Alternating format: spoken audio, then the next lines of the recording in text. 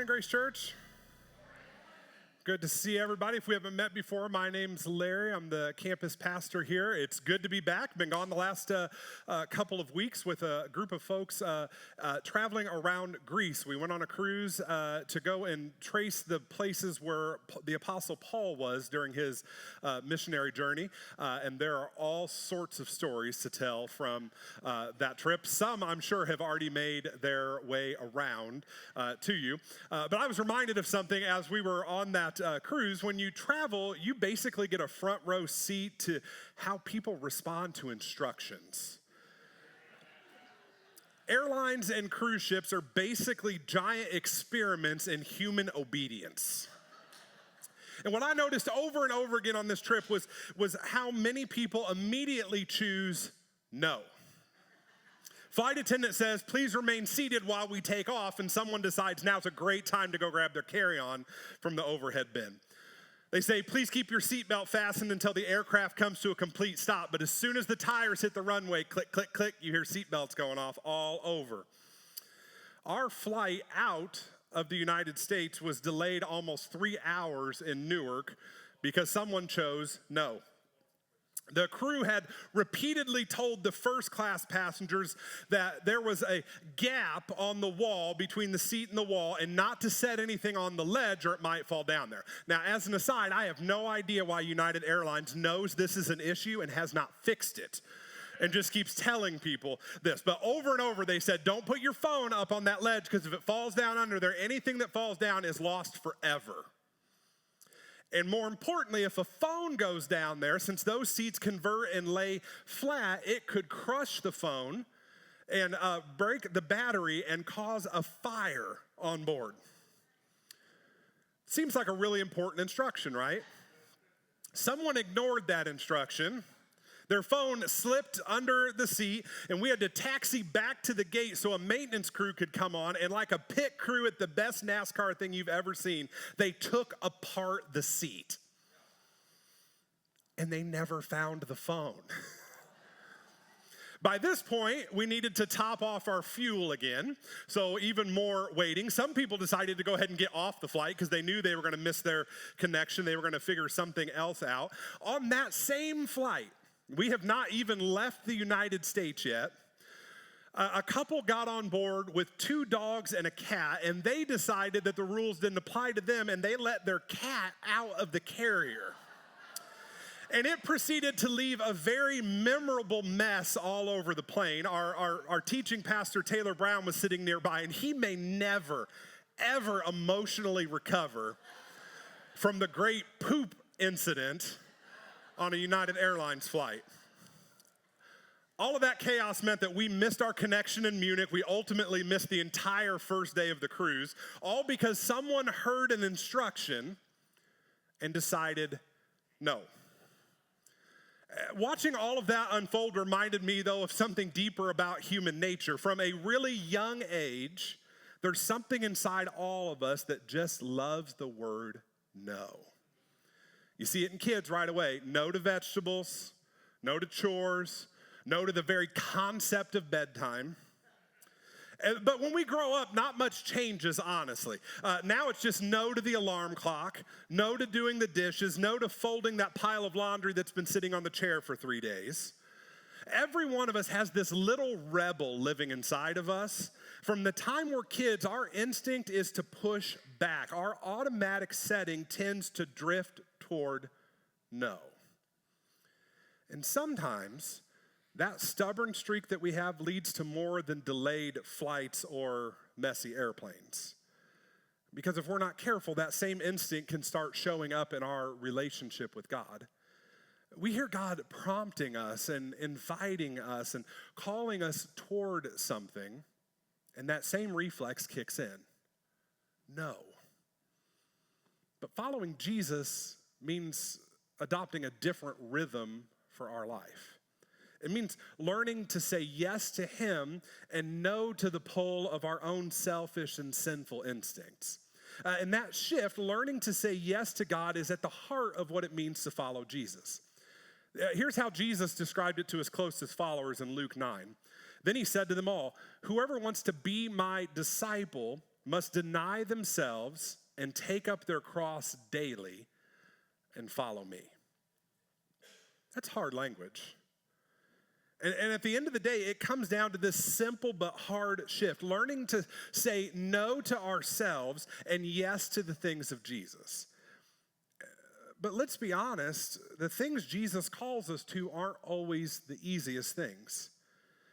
In fact, Jesus never marketed discipleship as comfortable. The language he uses, like in what we just read, is actually pretty intense. He says things like, take up your cross and follow me. That's heavy language. Cross language is never casual language. It tells us right away that following Jesus carries some real weight to it. Sometimes following him means stepping into discomfort. Sometimes it means inconvenience. Sometimes it means doing the exact opposite of what we feel like doing. And if I'm being honest, there are plenty of moments where my instinct is not to say yes to Jesus. My instinct is to say no. Jesus says, love your enemies. My heart says no. Jesus says, deny yourself. And I think, no thanks. Jesus says, take up your cross and follow me. And I'm like, that sounds hard. No. Jesus says, forgive that person again. And everything inside of me says, not this time, no. The things that Jesus calls us to are rarely the easy path. They're uncomfortable, they're inconvenient, they stretch us. Most of the time, they carry a weight that we would honestly rather avoid. If we're honest, a lot of the time, we'd rather choose comfort and convenience over this thing called obedience. So the question becomes, what do we do with that? What does it actually look like to take up our cross and follow him? How do we move through everyday life as obedient followers of Jesus when everything inside of us would honestly rather say no? Today, we're going to get a window into that as we continue in this series, Passion. We've been walking slowly through the final days of Jesus' earthly life, scene by scene. And during the season of Lent, we want to take the opportunity to sit with each moment of the story, not just to remember what happened to Jesus, but to allow the stories to search our hearts and grow our faith during the season. So up to this point, we've been in a few key moments. We looked at the triumphal entry where Jesus rides into Jerusalem. 2 weeks ago, we sat at the table during the Last Supper. Last week, we watched Jesus kneel down and wash his disciples' feet. And today the story moves to the next scene in the Garden of Gethsemane. Immediately after the supper and the foot washing, Jesus and his disciples leave the city and they make their way to a place called Gethsemane. Now this garden sits just outside the eastern gate of Jerusalem, which means it's just a short walk from where they would have been gathered. And that detail matters a lot because not much time had passed since Jesus had said some really important things to his disciples. He talked about a new covenant. He gave them a new command to love one another. He warned them that betrayal and denial were coming. So these words would have still been fresh in the disciples' minds, and Jesus knew something that they didn't yet quite fully grasp. This was all coming within a few hours. Painful events were about to be set into motion. Now, even the name of the place carries a lot of meaning. The word Gethsemane means olive press. It was a place where olives were crushed and pressed to produce olive oil. And that becomes a powerful backdrop for what's about to happen to Jesus, because in this garden, Jesus begins to enter into his own moments of pressing and crushing. The weight of what is about to start is beginning to bear down on him. The crushing of Jesus begins spiritually before it begins physically. Jesus is crushed at Gethsemane before he's crushed at Calvary. So here's how Matthew sets the scene in Matthew 26. Then Jesus went with his disciples to a place called Gethsemane, and he said to them, "Sit here while I go over there and pray." He took Peter and the two sons of Zebedee along with him, and he began to be sorrowful and troubled. Then he said to them, "My soul is overwhelmed with sorrow to the point of death. Stay here and keep watch with me." So as Jesus enters this garden, he doesn't go alone. The disciples are with him, but he pulls three of them a little bit closer, Peter, James, and John. Now these three, this inner circle, they'd been with Jesus in some moments that not everybody saw. They were there at the secret raising of Jairus' daughter. They were with Jesus at the transfiguration. They'd seen things that the others had not. They were also the three who had been the most confident about their loyalty. Not long before this, they were essentially saying, Jesus, we're with you no matter what. Their confidence is about to be tested. Jesus asks them to do something really simple. Stay here and keep watch while he goes a little farther to pray. In other words, he's asking them to stay close and be present with him in a very difficult moment. And at the same time, as we're dealing with the disciples, we're given a glimpse into what Jesus is feeling at this moment. The text says that he's sorrowful and troubled. He tells them, my soul is overwhelmed with sorrow to the point of death. These are not small words. This is deep emotional anguish. The weight of what's coming is it's beginning to press down on him. N.T. Wright says that in this moment, Jesus is essentially in meltdown mode. And what's striking is what he does in this meltdown moment. In his greatest moment of distress, he invites people to be near him. He wants his friends close. He wants their presence with him. Now, for all kinds of reasons, we convince ourselves that suffering is something that we're supposed to handle alone. But some burdens are simply too heavy for one person to carry. So God often places people around us so we don't have to carry them by ourselves. Here's how Paul said it in his letter to the Galatians. He said, carry each other's burdens, and in this way you will fulfill the law of Christ. Now, in the Message Bible, Eugene Peterson rephrases part of this by saying that we're called to stoop down and reach out to those who are oppressed. I love that picture, to stoop down, to come alongside someone who's hurting. So in a way, that's what Jesus is inviting his friends to do in the garden. He's asking them to stay close, to be present, to share in the weight of what he's carrying. The same is true with the things that we carry. We need people who will stoop down and meet us in our pain. And honestly, that doesn't mean that they always say the perfect thing or they have the right answer. Sometimes the greatest gift that someone can offer is just simply their presence. And if you're walking through something that feels hard and heavy, don't walk through it alone. Brittany and I experienced this really personally back in 2015 when we walked through a miscarriage. We were far enough along that we had already told people about the pregnancy, and we were getting really close to the point where we would know the gender. And when we lost the baby, the pain of that moment was overwhelming. And our instinct was to keep it to ourselves. We told our closest family, but beyond that, we just tried to process it privately and work through it on our own. Then we decided we had to say something because it had been out there, and I made a post on social media about it, and I was stunned with what happened next. People came out of the woodwork for us. Friends and church members, people that we may not have heard from for a while. So many people reached out with encouragement and prayer. But what meant even more was people who were willing to share their own stories of loss. Pastors that I respected and looked up to as a young pastor reached out and vulnerably shared their own experiences.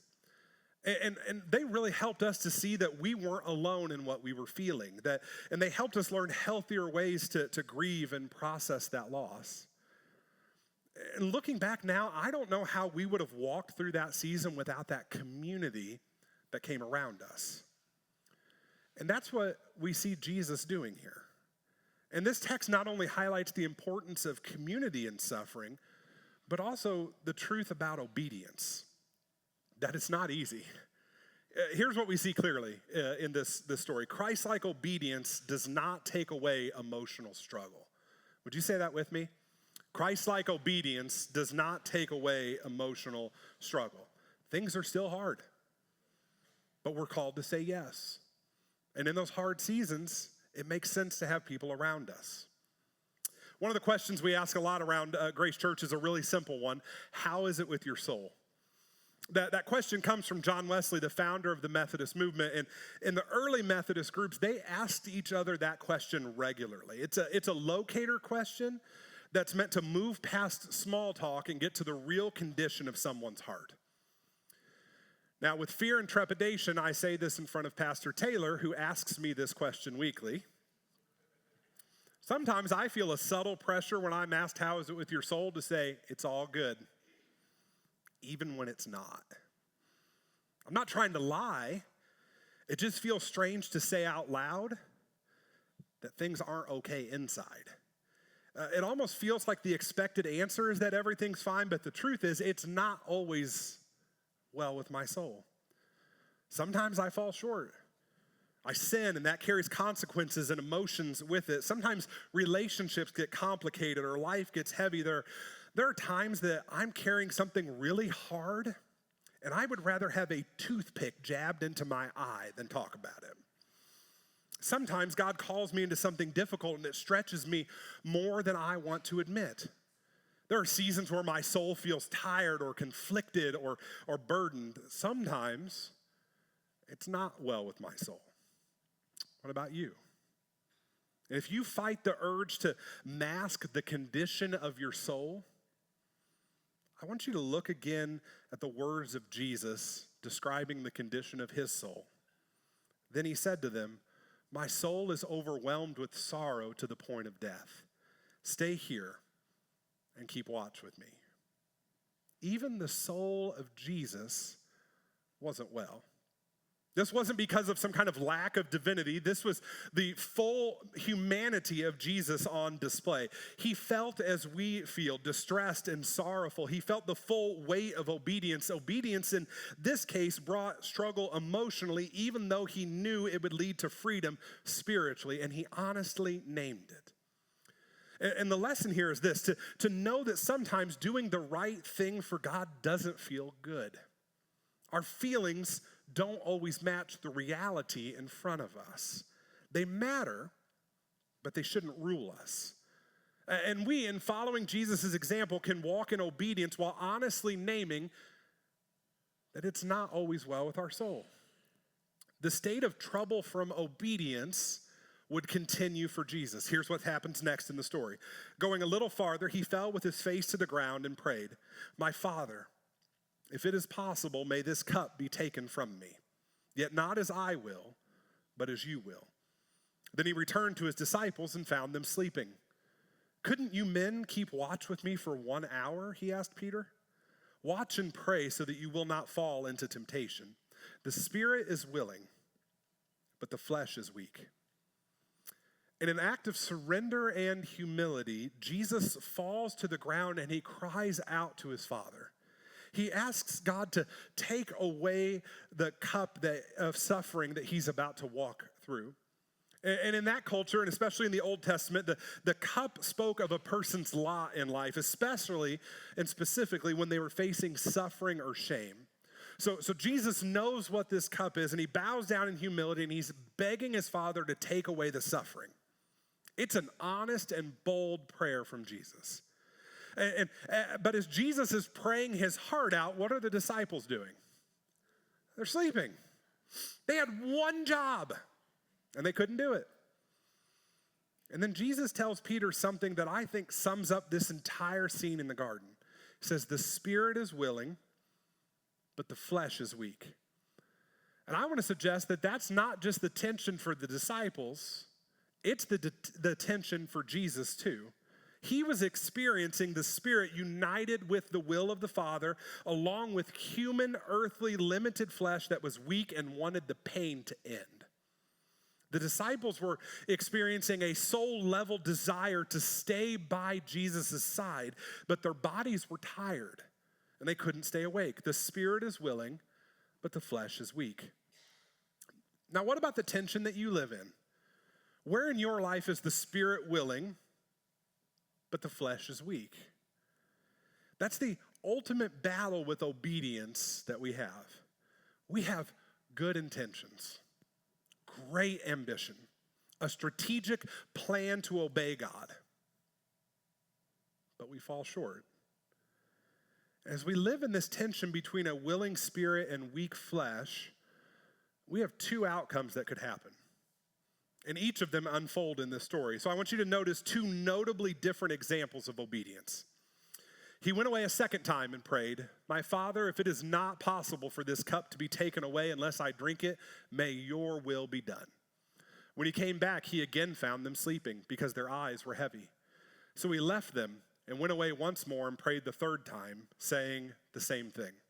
The pattern of this story just keeps repeating. Jesus prays, the disciples sleep. But notice how different the outcomes are. For Jesus, something shifts in the middle of his prayer.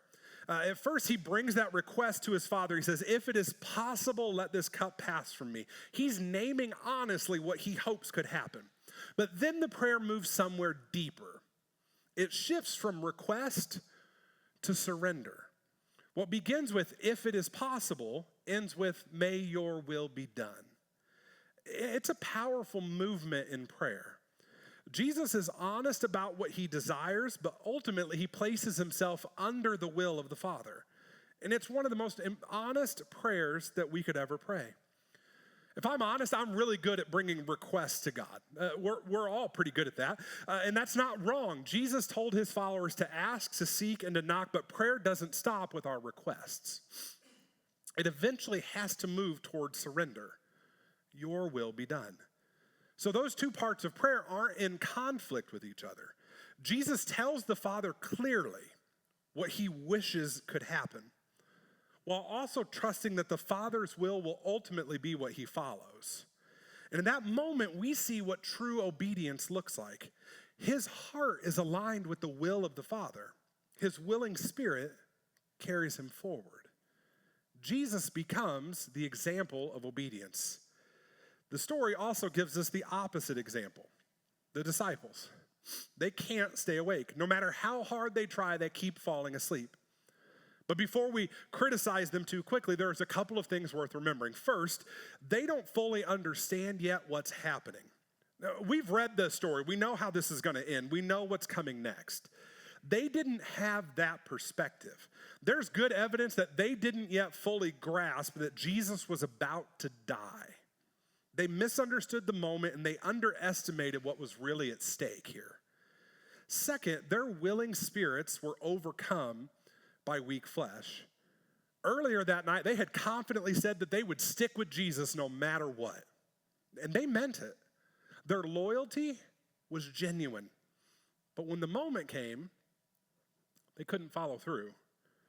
Even the most passionate disciples, the inner three, fell short.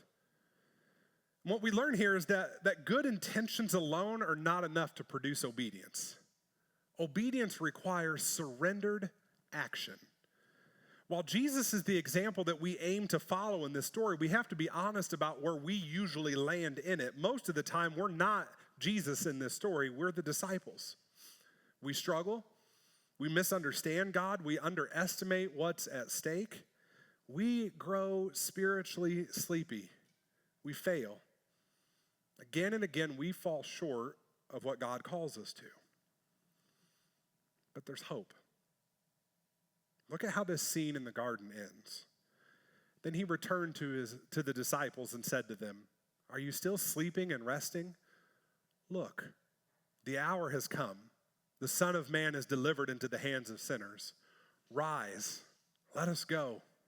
Here comes my betrayer."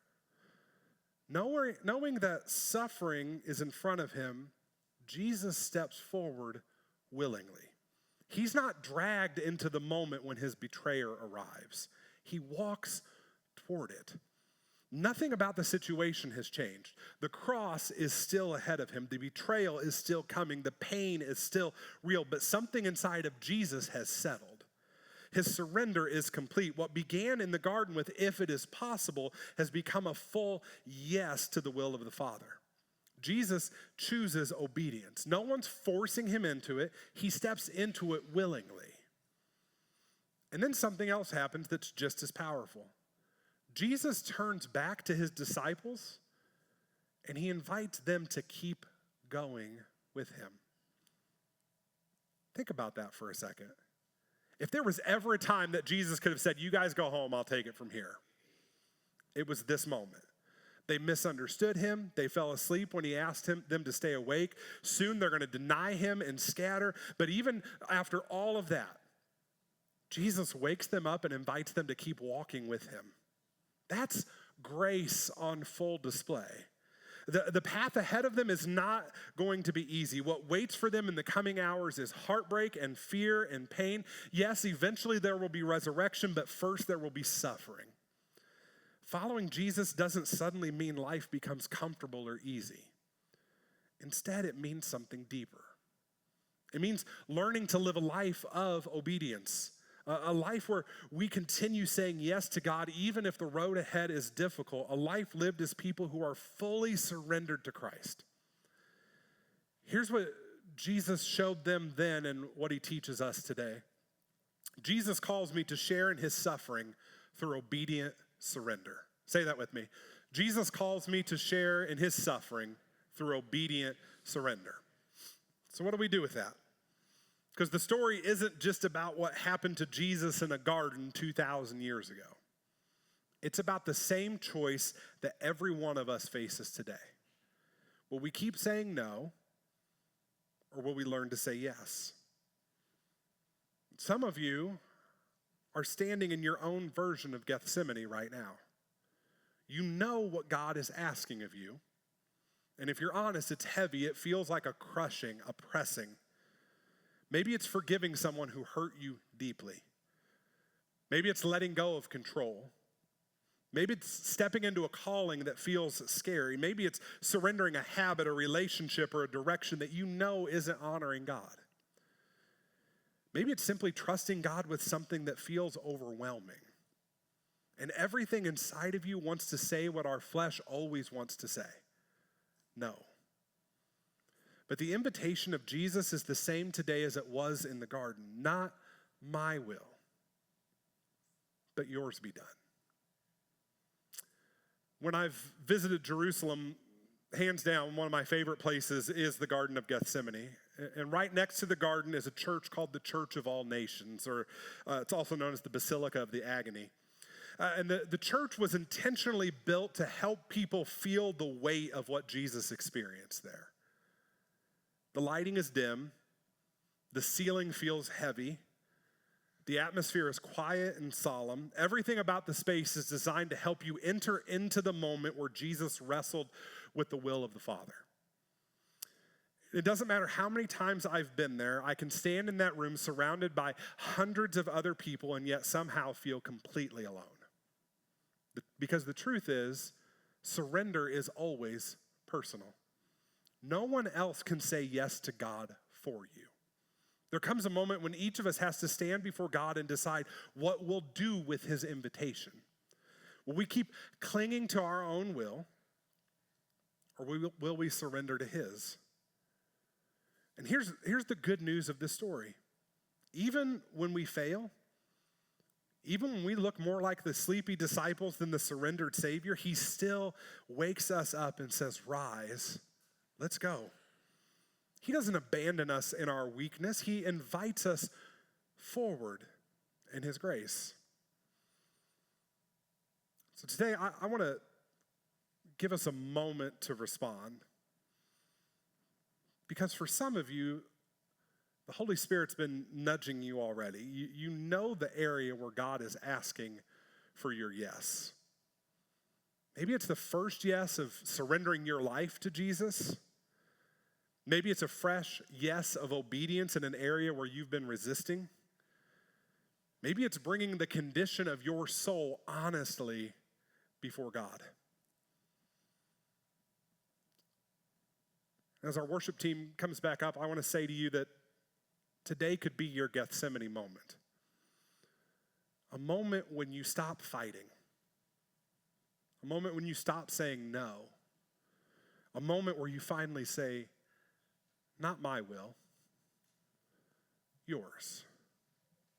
Let's stand together and pray.